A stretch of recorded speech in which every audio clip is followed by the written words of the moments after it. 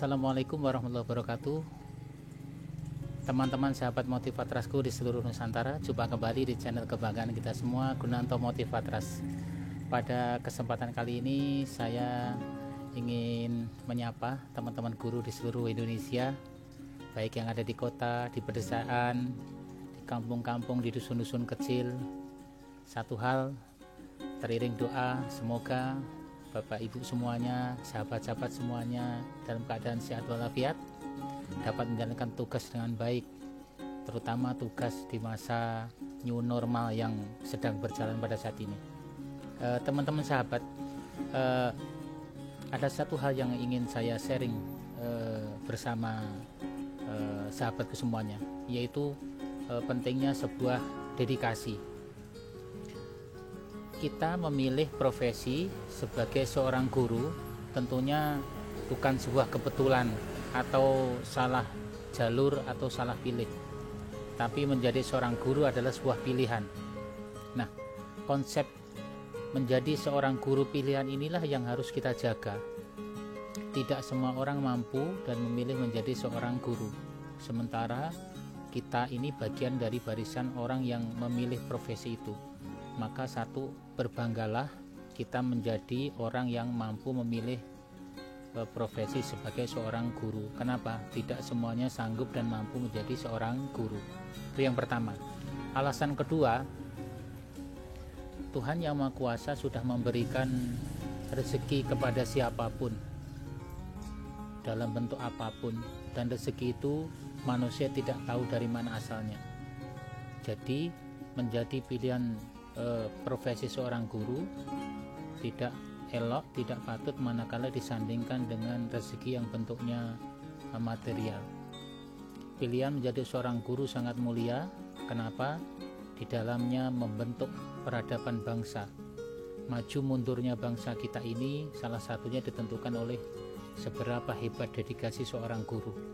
Dimulai dari guru PAUD di kelompok bermain, toddler, TKA, TKB, kelas 1 SD sampai kelas 6, SMP, SMA, dan sampai perguruan tinggi.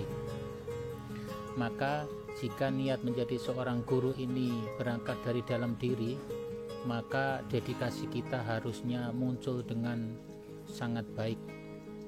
Ciri khas seorang guru yang memberikan dedikasi dengan baik adalah dia all out. Apa yang dimilikinya disumbangkan untuk anak-anaknya demi masa depan bangsa ini, bukan untuk keperluan kita, bukan untuk keperluan si anak itu pribadi, tapi demi kemajuan bangsa kita. Bayangkan berapa juta generasi penerus yang ada di tangan kita ini, berapa juta anak-anak muda yang hebat yang harus kita siapkan untuk menggantikan kita, berapa juta anak-anak hebat yang kita persiapkan untuk memimpin bangsa ini. Itu menjadi tanggung jawab kita, barisan para guru. Jadi menurut saya totalitas dan dedikasi ini menjadi salah satu kunci masa depan bangsa kita.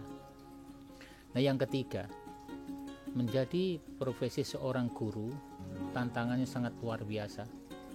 Nah, di masa new normal pandemi ini, dikala masih kondisinya masih agak sedikit susah, kita harus dipaksa oleh keadaan melakukan pembelajaran yang tidak lazim, yaitu pembelajaran jarak jauh atau dikenal dengan istilahnya belajar dari rumah. Tapi guru sudah disiapkan mentalnya dari awal. Semenjak saya memilih menjadi seorang guru, dalam keadaan apapun kita siap menjalankan amanah ini. Kita tidak gentar dengan kondisi apapun. Dengan mengajar di kota, tantangannya era-era kota, sedangkan untuk di kampung-kampung dan pelosok-pelosok, di dusun-dusun, tantangannya adalah kendala yang memang sering terjadi di dusun-dusun, di desa-desa terpencil. Namun semangat kita sama,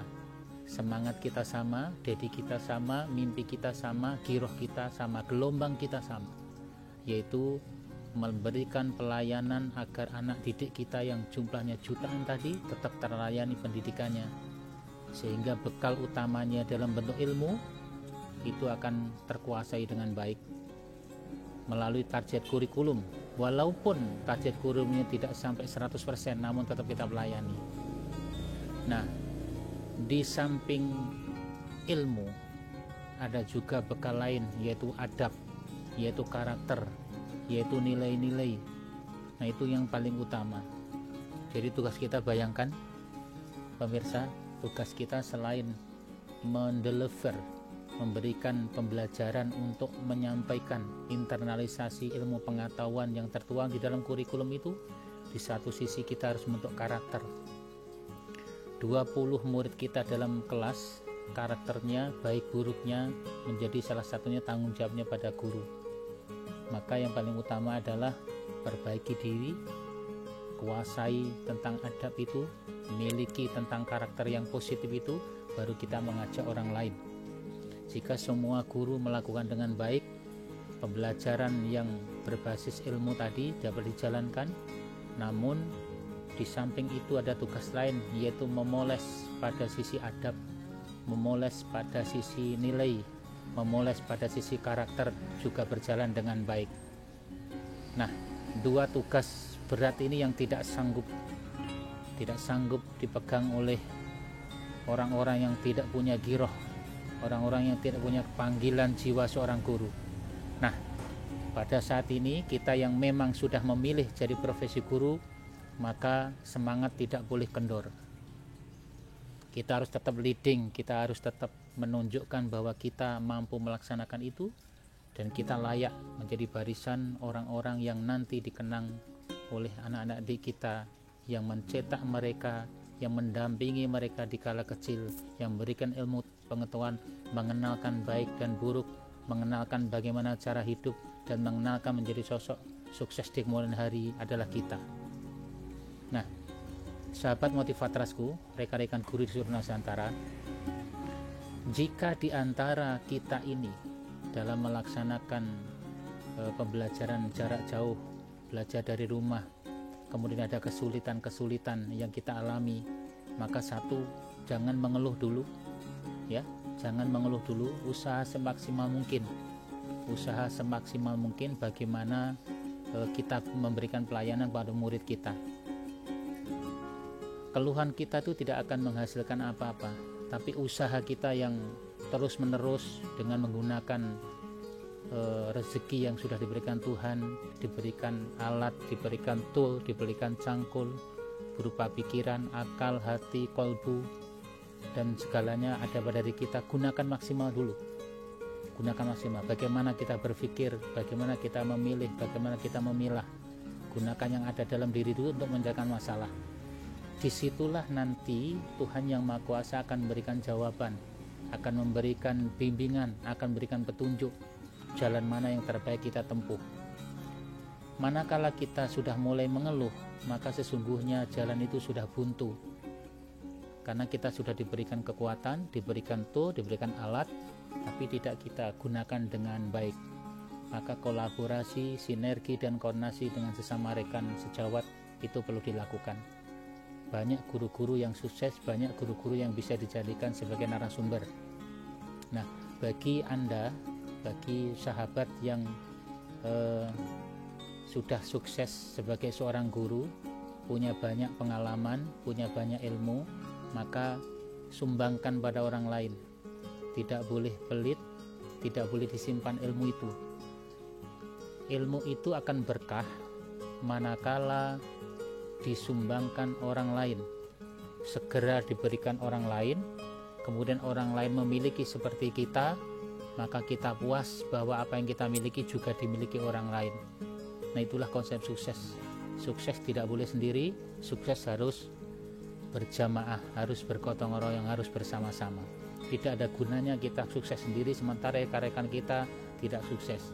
Tidak ada gunanya kita mampu melakukan pembelajaran dengan baik manakala teman-teman di sekitar kita tidak mampu, teman-teman kita kesulitan sementara kita mampu.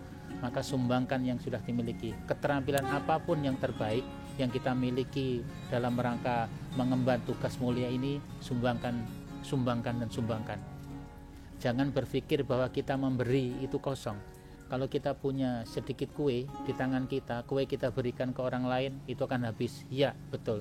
Tapi ilmu tidak demikian. semakin banyak disumbangkan orang lain, semakin banyak diberikan orang lain, ilmu yang kita miliki bukan malah berkurang, tapi malah bertambah, ya, malah bertambah. Di mana nilai tambahnya? Saya sampaikan dua hal.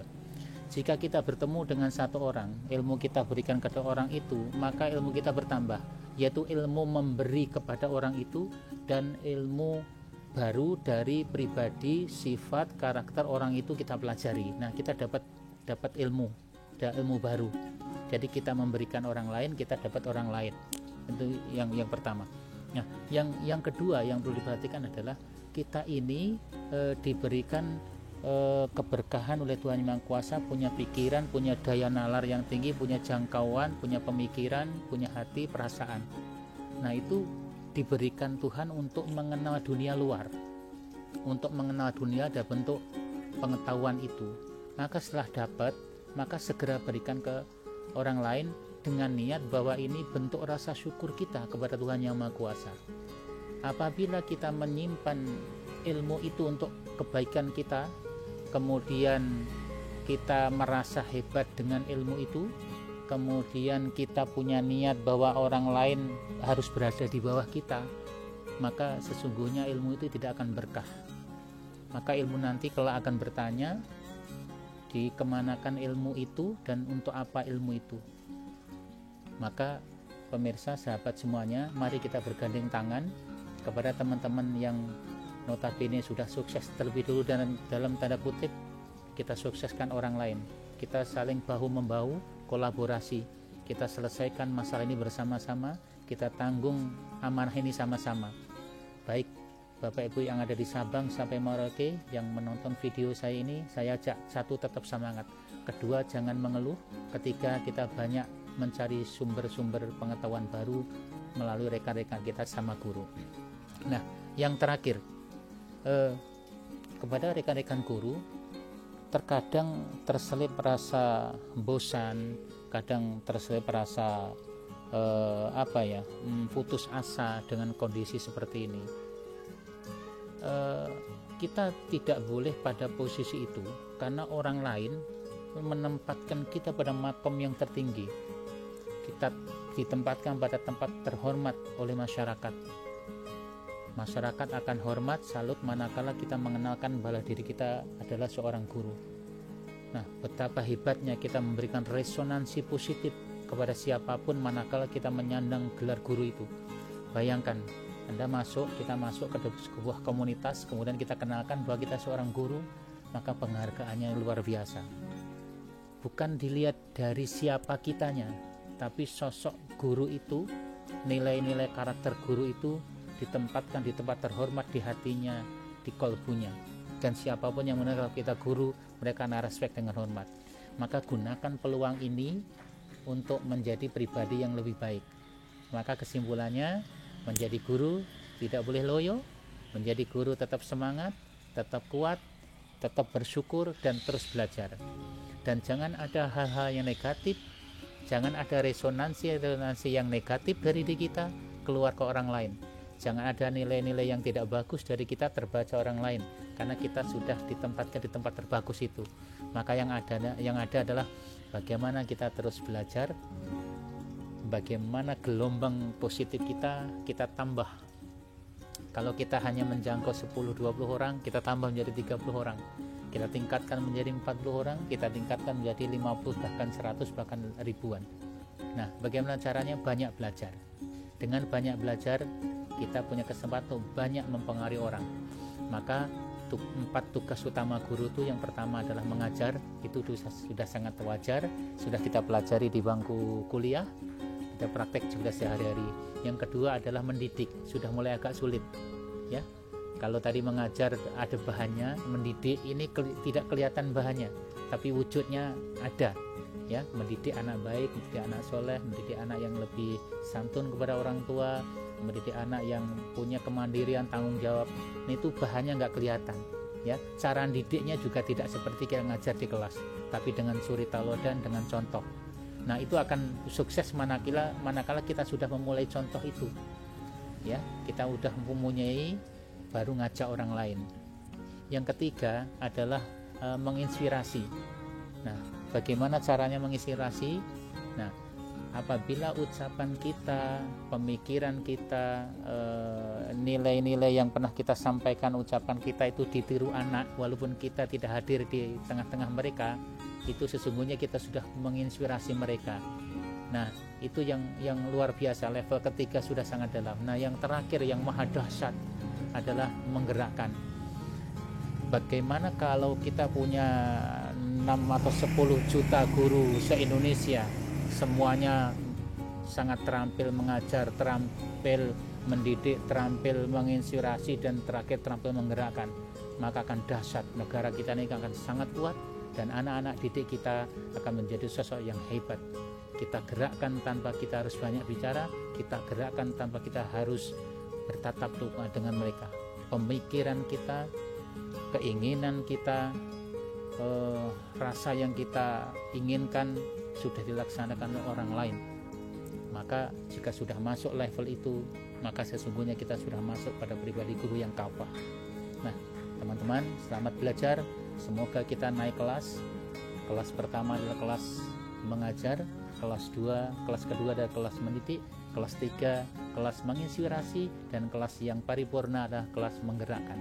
Selamat bertugas. Salam dari saya, semoga sukses. Ketemu lagi di channel saya, channel kebanggaan kita semua, Gunanto Motivatras. Assalamualaikum warahmatullahi wabarakatuh.